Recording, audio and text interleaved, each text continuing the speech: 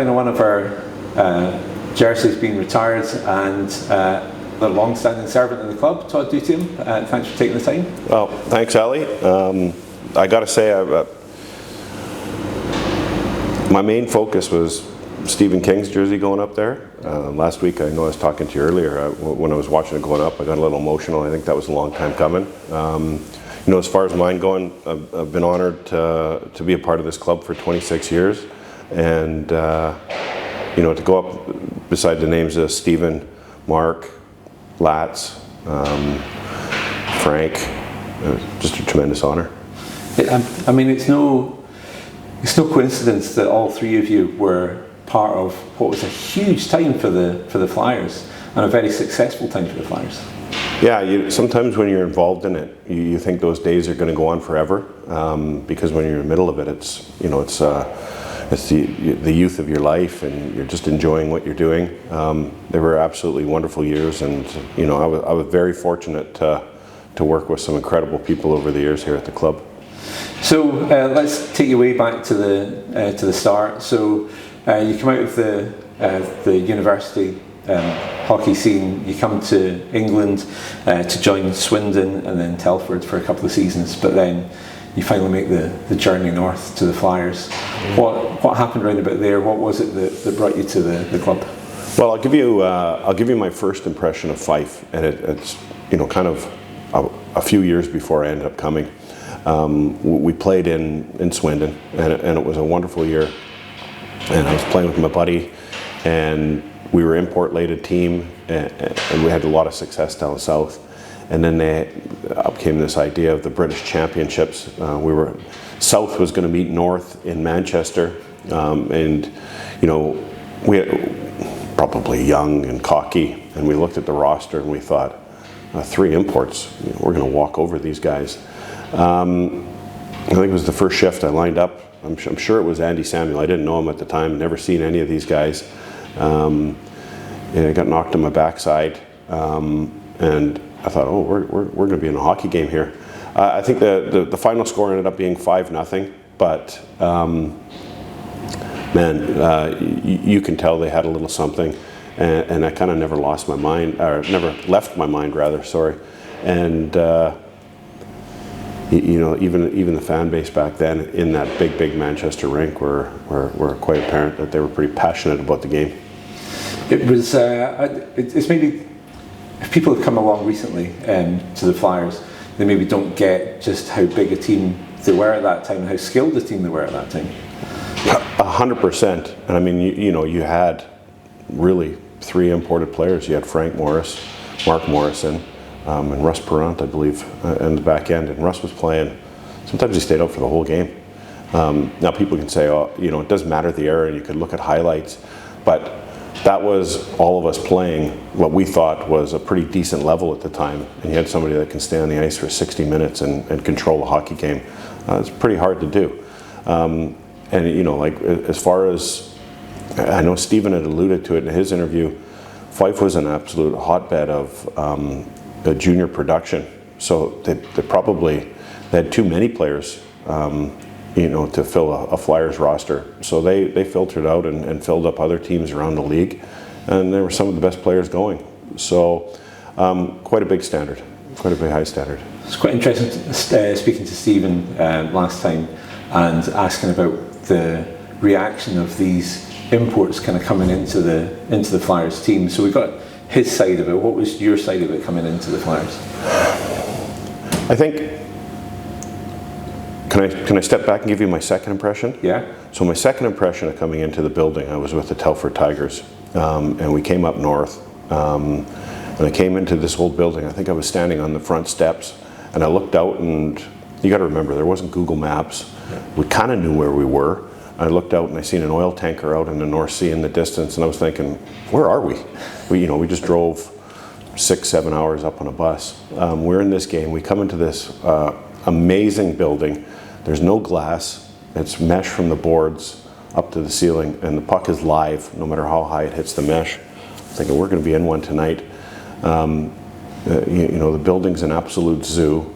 And at one point I took a penalty, and I was sitting in the penalty box, and this elderly lady was just screaming verbal abuse at me from the back. And I remember looking back, and it was Margaret Stenhouse. I know that a lot of people remember that name. And I remember her being there for years and years and years. You know, and these type of people are just dotted all over this building. I know a couple that have been coming for well over 50 years. So it makes the time that 20 plus years, it's just a speck in time for some of these people who have been coming into this building, but just amazing. So when the call came to come to the Flyers from Bill Moody, who I knew from back home, it was a pretty easy decision. And I believe Mrs. Stenhouse never stopped giving you advice all the way through your time at the club. I still have a couple of letters. I think at the time, a few of them drove me nuts a little bit, but you know, when you look back nostalgia and read it, you see, you know, how much the team meant to, you know, people that were coming, and you know, for them to have such strong opinions on the game, you have to respect that, because they've been coming to the building their whole lives, and not just for hockey. The place is a meeting place for people. People used to come to bands here. They used to dance here. They used to come to, you know, fancy dinners here. This place is pretty integral to the community in a whole for, you know, 86 years. So you come to the Flyers, you team up with Russell Monteith early on to form a partnership that was pretty deadly. What was it with Russell that kind of sort of clicked and worked? Yeah, you ask yourself that all the time. I mean, Russell was an experienced centerman who had a lot of you know, strengths. One of them was the ability to hold on to the puck. So when you have a centerman that can control the puck, and all you had to do was find him in front of the net, and he was better. I think he had the power play goal record one year, and it was literally find Russell. And if that's your job, and I was happy to be a part of that. You know, we had good chemistry, and him, Stephen, and I formed what I would consider a pretty formidable line. We had a really good couple seasons at it. And then later on, it's Carrie Biette that you team up with again to kind of sort of create a great points scoring partnership. Yeah, I mean, Carrie's somebody who's been kind of intertwined in my life for many years. You know, it goes back to we played juniors against each other, didn't really know each other, got close at the University of Manitoba, and then obviously he made the first step to come over here and gave me a call when somebody on the team had gotten hurt. We played together in Swindon, had an amazing time, and I had a choice. I could have gone to the Ayr Scottish Eagles or come here to Fife. And all my buddies, Jeff Hode and Carey, and they had a wonderful team, and they were going to the Grand Slam that year. I made the decision to come to Fife, and you know, I didn't end up regretting it. It was just an amazing time, and really kind of carved out my own niche there. But we always had our eyes on playing together again. He was down in Guildford and was trying to coax me down. I was up in Fife saying, listen, like, this place is amazing. We were finally able to play again together, and they were just wonderful years. What were the highlights of your time playing in Fife? That's a tough one. I guess, I mean, I would separate my time here into three eras. There's obviously the B&L era. You know, if you ask me my highlights, I guess I could sum it up to on the ice on three events. One was obviously winning in Hull. You know, I came through to the season partway through that year, and I think they were middle of the table or something like that. And all of a sudden, you know, we just all kind of found it, and we found ourselves going to Hull, and you know, won that in a shootout. Against, I have to mention, my good buddy John Rempel, who was just an absolute terror to this league. I was so happy that I could say that I knew him, so he maybe saved a bit of his ferociousness out on the ice. But we beat them in overtime, and I still remember that picture that we took in front of the fans and them going crazy. It was amazing. Obviously the following year we won the Grand Slam, and you know, I think when you win things like that, they're awesome. You maybe think they're going to last forever. They don't. That was the last time we won the Grand Slam, but it was just a wonderful year. We could do no wrong. And then, on a personal note, we didn't win anything the next year in terms of hardware, but winning the league scoring title was a little bit hollow, because team things are much more important, but it's not very often that you see your name at the top when there's such good players in the league, and it was just a great offensive year. Andy Samuel's going to be in the party that are coming out onto the ice on Saturday night. You were telling me before about your Thursday night pool games with Andy. Yeah, well, you have to remember, there wasn't things like social media and video chats. I think that's why it was such a fun time to play hockey, because you actually had to go out into the community. You hung out together all the time because that was your source of entertainment.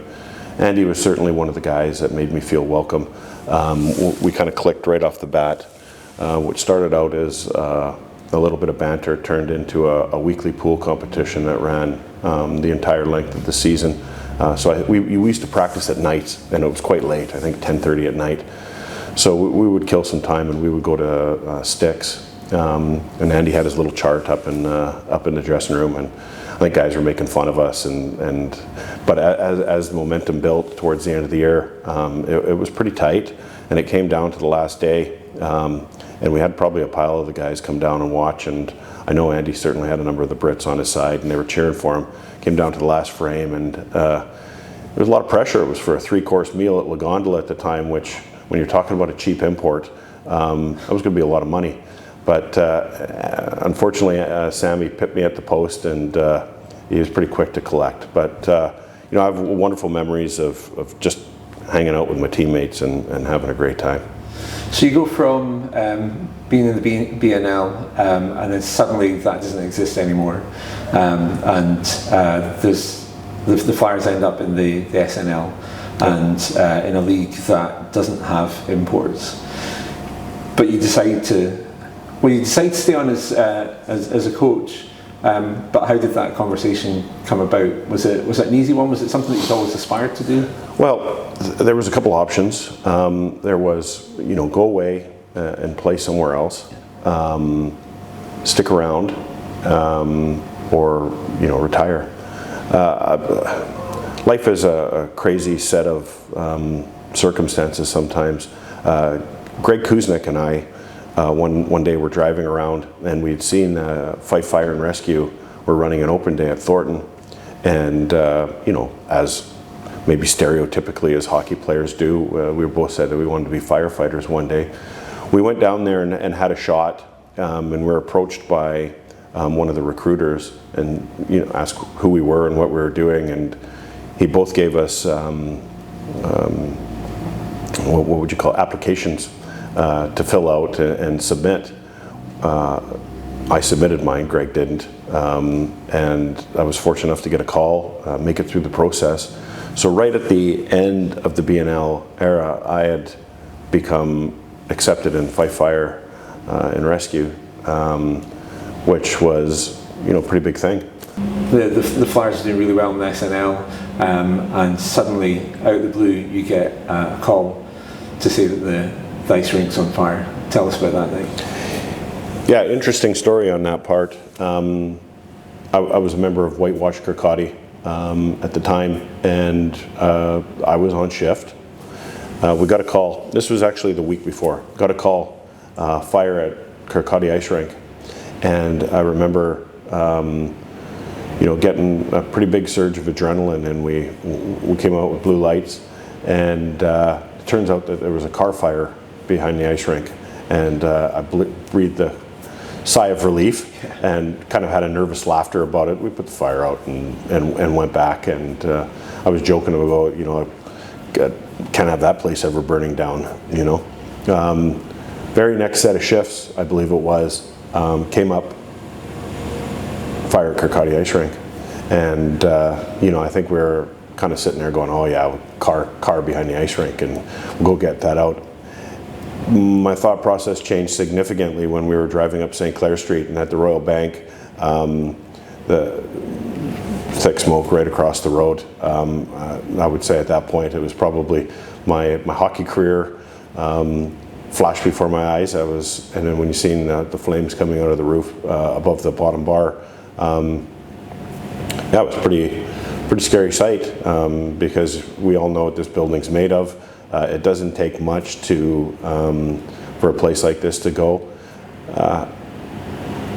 But I had a very experienced crew of guys. I was one of the young team, and how they took care of the situation. There was nobody in the building, but the fact of the matter, the guys knew what the place meant to me, and they pushed, and they got that fire out and managed to save the building. And so they certainly went above and beyond. Like even on that night, I seen Tom Muir down here, and he was crowbarring open doors to help gain access to certain areas, because he knew the building like the back of his hand. He knew certain areas that obviously need to be protected. So it was a crazy emotional time, and I think we finished off that season in Edinburgh in the beginning of the next. And it just allowed the building to get some upgrades. I know people come in here and they don't see a lot of the upgrades, but the building was built in 1938. So a lot of things like wiring and certain structures needed a little bit of an upgrade, and we got that. But yeah, I don't know if Tom Muir would thank me or want to kill me, but White Watch Kirkcaldy managed to save the ice rink that night. I was talking about the Flyers family, and having never been part of the team, it's always the people kind of off the ice that I'm talking about. You've very much found a similar sort of thing, a sort of place within the Flyers family. What does that mean to you, and who does that mean to you? Yeah, I mean, it means everything to me. And without all these people, this team just doesn't stay afloat and stay on for all these years. We're talking about the Muir family and the Wishart family, who have been absolutely not only incredible to myself and been there for me every moment throughout my career, and continue to be supportive right up until the end of their era. We're talking about people in the office like Pam Clark, Ruth, Evelyn. Pam's been coming here for longer than I have. And the amount that she does for the club week in and week out, the club just doesn't survive if we don't have wonderful people like that. Ruth has followed me up and down the country. Every week she's in that souvenir shop and making stuff and selling stuff, and they're just here all the time. And Evelyn, well, everybody knows Evelyn. They come up to the desk. Evelyn runs the office. Just an absolute gem of a person. So I've been lucky enough to when I moved into the front office, to have more contact with them, and just to see what they do. I think, I know it's not taken granted from our bosses, but I think people take for granted that it's just easy. They give up a lot of their time. Ice rink managers that we've had over the years, Billy Hannafin and Ron Hurd, they just took care of me. Anything we needed, they're only a phone call away. And just guys that you could really count on, and always willing to help the team. And that's important, because it just shows that there's a connection between not only the ice rink and their fan base, but also the ice rink and the team and the community in general. And I know that Mark had touched on Marion Watterson and members of the fan base. Marion is just an absolute lovely woman who's been, her entire family's been very kind and helpful to me over my entire time in Fife.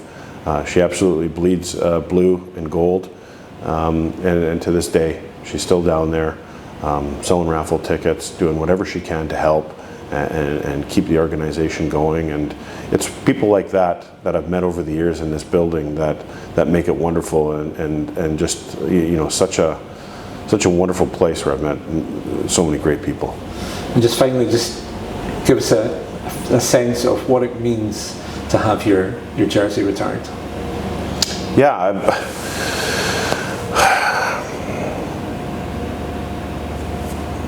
everything, I suppose. When you're working in a place for this long, I've lived in Kirkcaldy longer than I've lived in my home country. I've played hockey longer in Kirkcaldy than I played hockey anywhere else in the world. you know, some people spend 20, 26, 27 years at a job, and you know, they retire. This is a lifetime of work, and we've had our ups and downs, but you know, I count myself very fortunate. I wouldn't want to do anything else, and I've just absolutely loved it. Now that I'm up alongside these legends that we were talking about, maybe I have imposter syndrome, but you know, very pleasing that anytime I come in here that I'll be able to maybe catch a glimpse of that. It means a lot to me and my family. Yeah, enjoy your night on Saturday, and yeah, we look forward to seeing what the future holds. Yeah, thanks, Ellie. I'm looking forward to capping off an era, and I just want to thank everybody involved, and you know, just maybe as an end note, just saying to people that, you know, thank you for supporting us through this difficult time. Thank you to these players who have, you know, it would have been easier to just leave and not deal with this situation. They recognize the importance to see this Flyers era out, and I'd just like to thank everybody involved.